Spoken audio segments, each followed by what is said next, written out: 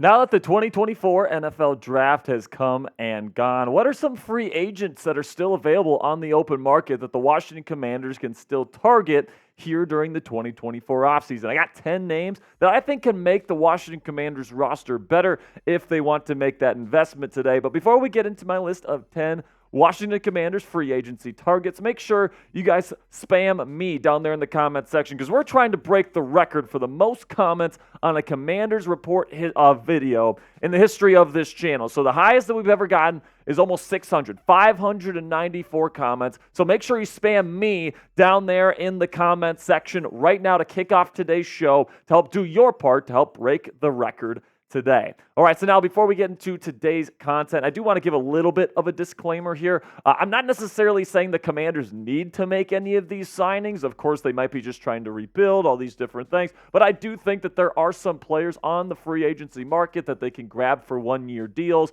that, the Commanders still have some cap space that they have at their disposal here that I think can make their team better if they decided to go this route. So first, let's start with the offensive line because, as much as they have gotten some players to fill out this offensive line here, I still think it's probably one of the worst units in the National Football League. Now, last year, it was arguably the worst in the league, but you do bring in Nick Allegretti, who I think is a pretty decent piece. Same thing with Tyler Biadasz. Sam Cosmi is a rock right there at right guard, but the tackle situation is still a little bit worse for wear. All right, you got either Brandon Coleman or Cornelius Lucas or Braden Daniels, or one of these guys is going to win the left tackle spot, and then Andrew Wiley most likely going to be your starting right tackle. And I think Brandon Coleman is probably the favorite heading into camp because he is a relatively early draft pick. I think that he has the physical tools that you're looking for, and hopefully he's your future left tackle. But I do think he's a little bit raw coming out of TCU, and overall, in terms of this tackle duo with Coleman and Wiley,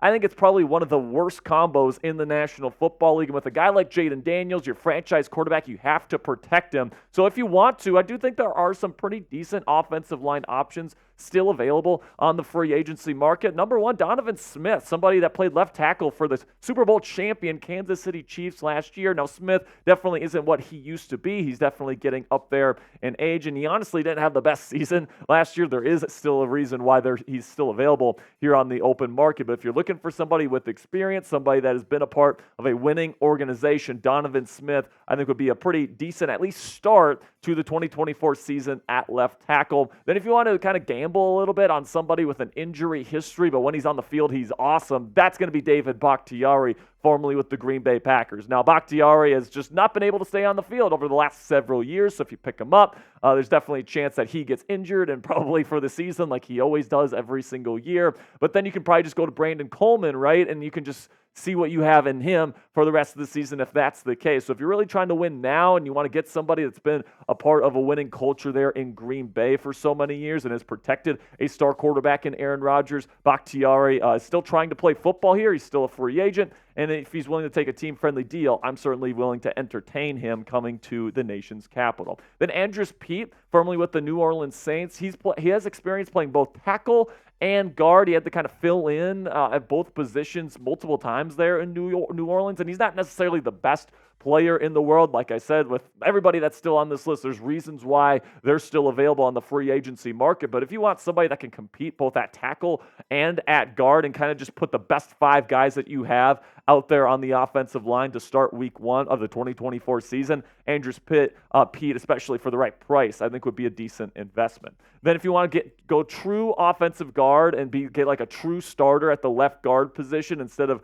battling out Nick Allegretti and the other players on this roster, Dalton Reisner is somebody that's still available. I think that he's still a pretty decent player, and he's somebody you can absolutely look to as somebody that's been a starter in this league. He's started a lot of games in this league and can certainly be trusted to be your starting left guard heading into 2024 if you don't feel great about Nick Allegretti. Then we got Greg Van Roten, who's played with a bunch of different teams throughout his career to this point. He's gotten better throughout his career. I'm actually a little bit surprised he's still available at this point. But I think at this point, guys, they got Nick Allegretti pretty early in the free agency process. The Commanders seem to like him, so I think that they're probably going to ride with him at that spot and see where things go. So coming up here, I got more free agency targets. I'm going to be targeting edge rushers and cornerbacks coming up next, so don't go anywhere. But before I get into those guys, make sure you check out our friends friends at PrizePicks. We're going to prizepicks.com/CLNS or download the PrizePicks app today and use our code CLNS for a first deposit match up to $100 today. PrizePicks has specials for new and returning users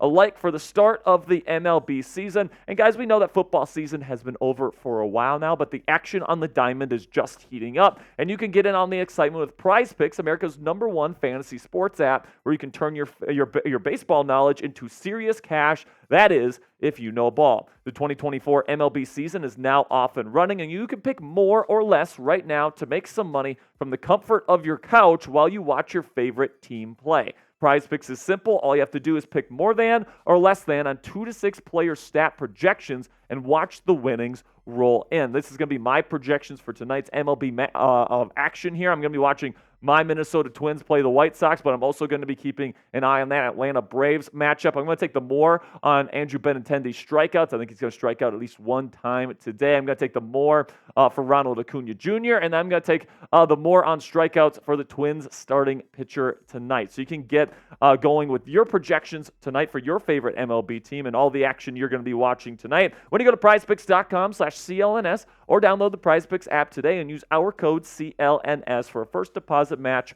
up to $100. Pick more or pick less. It's that easy with our friends at PrizePicks.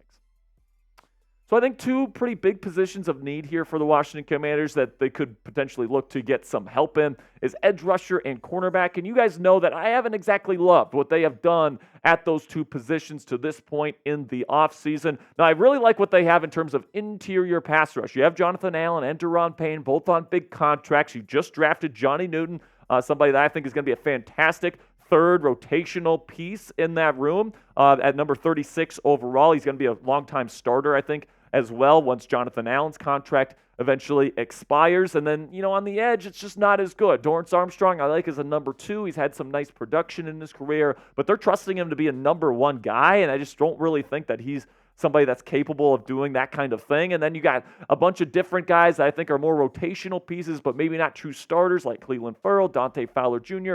Hopefully KJ Henry maybe really starts to come into his own this season, but I think that's probably a long shot. I was really hoping that they were going to get like a Daniil Hunter, or they're going to make a big trade for an edge rusher to really establish this group as a fantastic unit. But honestly, I haven't loved what they've done at defensive end, so they could certainly afford to address that position. And then at the cornerback position as well, I like Emmanuel Forbes. Of course, they drafted a different regime, drafted him in the first round, number 16th overall in the 2023 NFL draft. But he really struggled last year, got burned on double moves way too frequently, and he got blown up against the run, which was predictable because of his slight frame. You do bring in Michael Davis, who I do think will be the starter opposite of Forbes, and you still have Benjamin St-Juste, who's fine, I guess. But then you get Mike Sainristil out of Michigan to play the slot. That's something that I really like. Quan Martin really struggled last year when he was in the ball games as well, and I think Sainristil is going to be a mainstay in this secondary. But on the outside here, I mean,